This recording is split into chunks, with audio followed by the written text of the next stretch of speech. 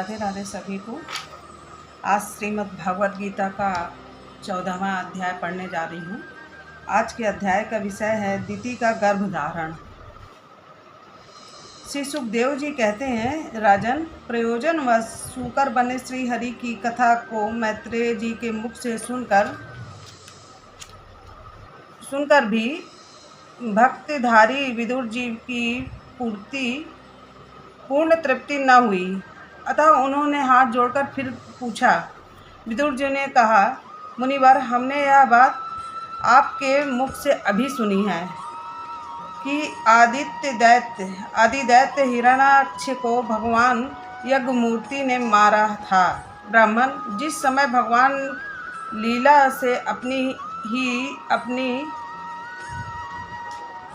से ही अपनी दाढ़ों पर रख कर पृथ्वी को जल में से निकाल रहे थे, उस समय उनसे दैत्यराज हिरण्याक्ष की मुठभेड़ किस कारण से हुई?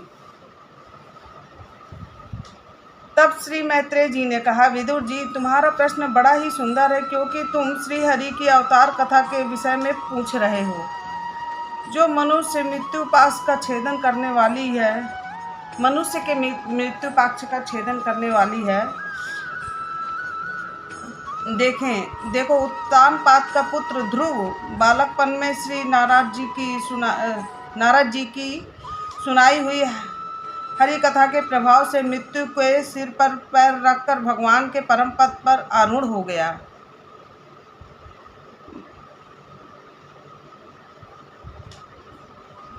पूर्व काल में एक बार इसी 12 भगवान और हिरण्याक्ष के युद्ध के विषय में देवताओं के प्रश्न करने पर देव श्री ब्रह्मा जी ने उन्हें यह इतिहास सुनाया था और उसी के परंपरा से मैंने सुना है। विदुर जी, एक बार दक्ष की पुत्री दिति ने पुत्र प्राप्ति की इच्छा से कामातुर होकर सायंकाल के समय ही अपने पति मरीचि नंदन कश्यप जी से प्रार्थना की।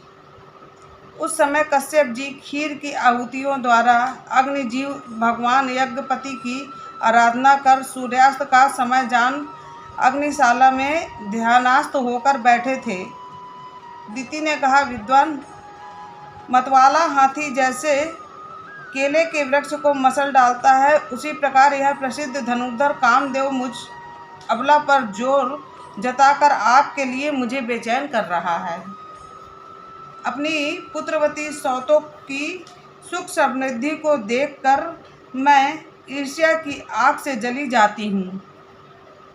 अतः आप मुझ पर कृपा कीजिए, आपका कल्याण हो। जिसके गर्भ से आप जैसा पति पुत्र रूप से उत्पन्न होता है, वे ही स्त्रियां अपने पति से सम्मानिता समझी जाती हैं। उनका सुयश संसार में सर्वत्र फैल जाता है। हमारे पिता प्रजापति दक्ष का अपनी पुत्रियों पर बड़ा स्नेह था।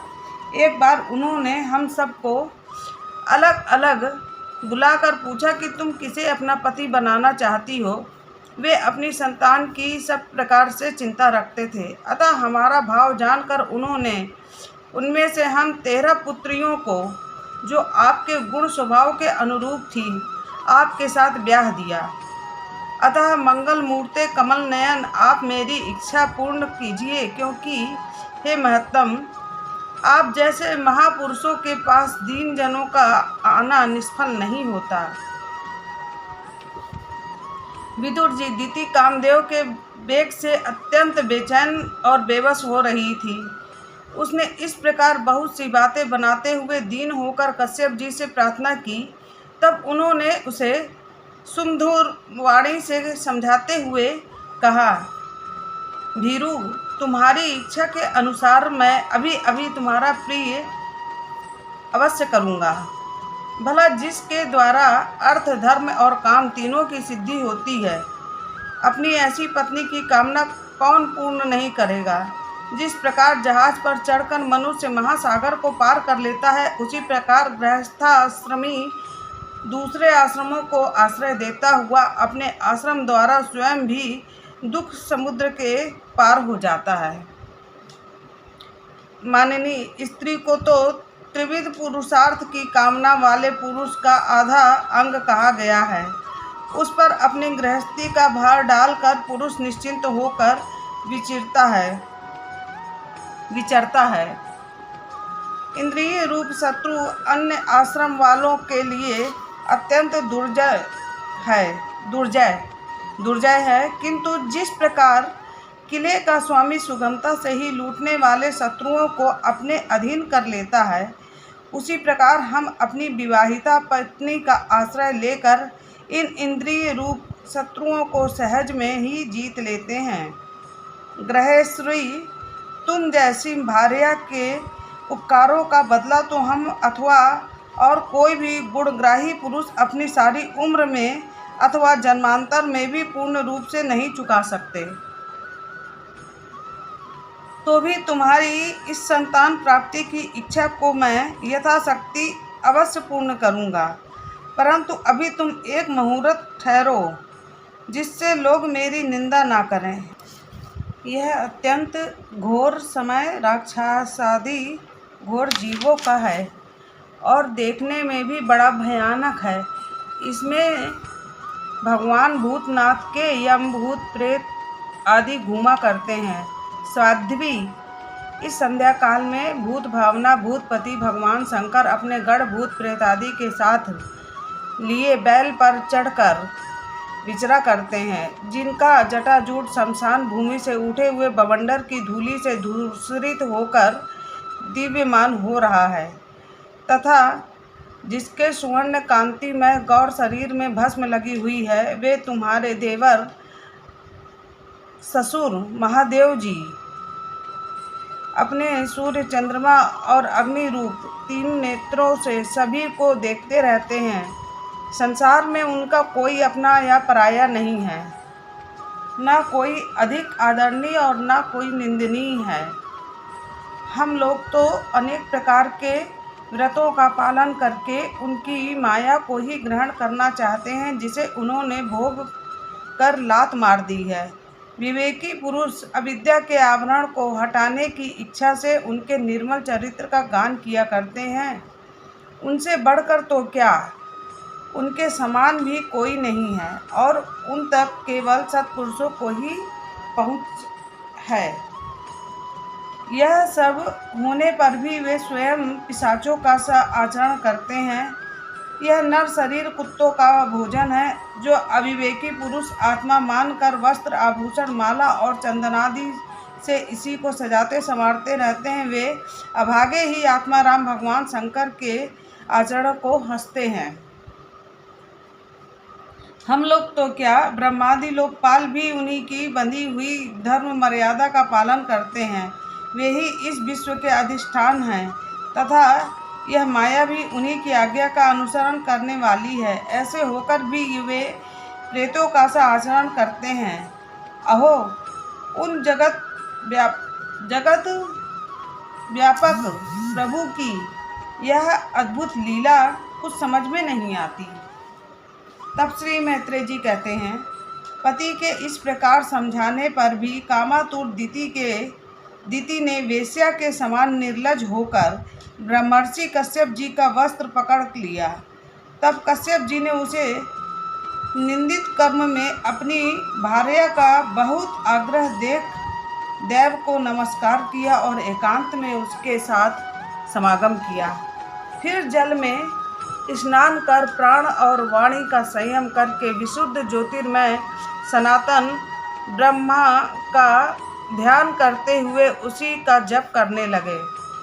विदुर जी, दिति को भी उस निंदित कर्म के कारण बड़ी लज्जा आई और उस ब्रह्मर्षि के पास जा सिर नीचे करके इस प्रकार कहने लगी। दिति बोली, ब्राह्मण, भगवान रुद्र भूतों के स्वामी हैं। मैंने उनका अपराध किया है, किंतु वे भूत श्रेष्ठ मेरे इस गर्व को नष्ट ना करें। मैं भक्त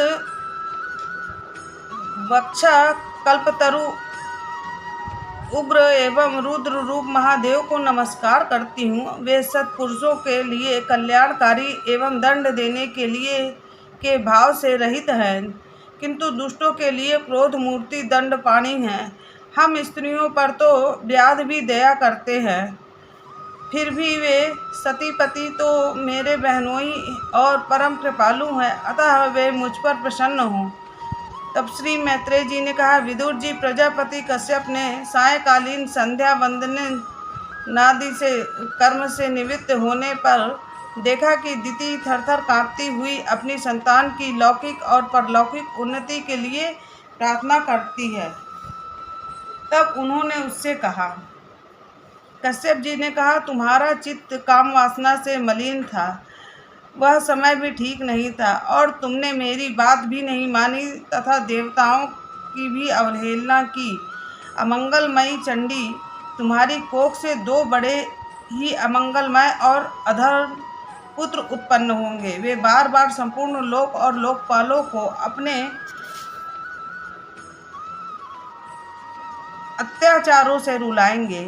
जब उनके हाथ से बहुत से निरपराध और दीन प्राणी मारे जाने लगेंगे, स्त्रियों पर अत्याचार होने लगेंगे और महात्माओं को क्षुब्ध किया जाने लगेगा, उस समय संपूर्ण लोकों की रक्षा करने वाले श्री जगदीश्वर कुपित होकर अवतार लेंगे और इंद्र जैसे पर्वतों का दमन करता है, उसी प्रकार उनका भी वध करेंगे। तब दिति ने कहा, प्रभु, यही मैं भी चाहती हूँ कि यदि मेरे पुत्रों का वध हो तो साक्षात भगवान चक्रपाणि के हाथ से हो, कुपित ब्राह्मणों के श्राप आदि से ना हो। जो जीव ब्राह्मणों के शाप से दग्ध अथवा प्राणियों को भय देने वाला होता है, वह किसी भी योनि में जाए, उस पर नार की जीव भी दया नहीं करते। कश्यप जी ने कहा, देवी, तुमने अपने किए पर शोक और पश्चाताप प्रकट किया है। तुम्हें शीघ्र ही उचित अनुचित का विचार भी हो गया है तथा भगवान विष्णु और शिव और मेरे प्रति भी तुम्हारा बहुत आदर जान पड़ता है। इसलिए तुम्हें तुम्हारे एक पुत्र के 4 पुत्रों में से एक ऐसा होगा जिसका सत्पुरुष भी मान करेंगे और जिसके पवित्र यश को भक्तजन भगवान के गुणों के साथ गाएंगे। मतलब दिति के 2 पुत्र होने वाले थे, तो उनमें से एक पुत्र के 4 पुत्र होंगे, ऐसा उन्होंने कहा कश्यप जी ने। 4 पुत्र में से एक पुत्र ऐसा होगा जो भगवान के गुणों को साथ गाए जाएंगे। जिस प्रकार खोटे सोने को बार बार तपाकर शुद्ध किया जाता है, उसी प्रकार साधु जन उसके स्वभाव का अनुकरण करने के लिए निर्भरता आदि उपायों से अपने अंतःकरण को शुद्ध करेंगे, जिसकी कृपा से उन्हीं का स्वरूपभूत यह जगत आनंदित होता है। वे स्वयं प्रकाश भगवान भी उनकी अनन्य भक्ति से संतुष्ट हो जाएंगे।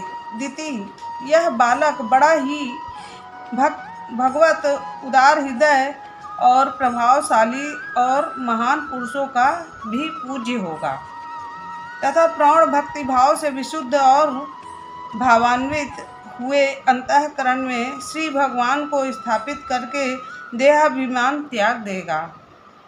वह विषयों में अनासक्त शीलवान गुणों का भंडार तथा दूसरों को समृद्धि में सुख और दुख में दुख मनाने वाला होगा। उनका कोई शत्रु न होगा तथा चंद्रमा जैसे ग्रीष्म ऋतु के ताप को हर लेता है, वैसे ही वह संसार के शोक को शांत करने वाला होगा।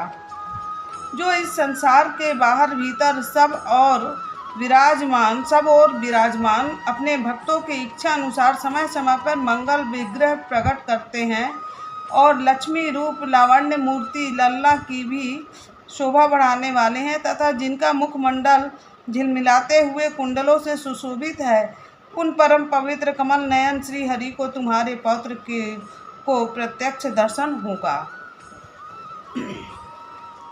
तब श्री मैत्रेय जी कहते हैं, विदुर जी, दिति ने जब सुना कि मेरा पौत्र भगवान का भक्त होगा, तब उसे बड़ा आनंद हुआ तथा यह जानकर कि मेरे पुत्र साक्षात श्री हरि के हाथ से मारे जाएंगे, उसे और भी अधिक उत्साह हुआ। तो आज का ये 14वां अध्याय समाप्त हुआ। आज कितना सुंदर वर्णन किया गया है अदिति का। अगले अध्याय में हम फिर मिलते हैं। मेरे चैनल को सब्सक्राइब कर लीजिए, रोज़ नया आपको पाठ सुनाएंगे हम। सभी को राधे राधे।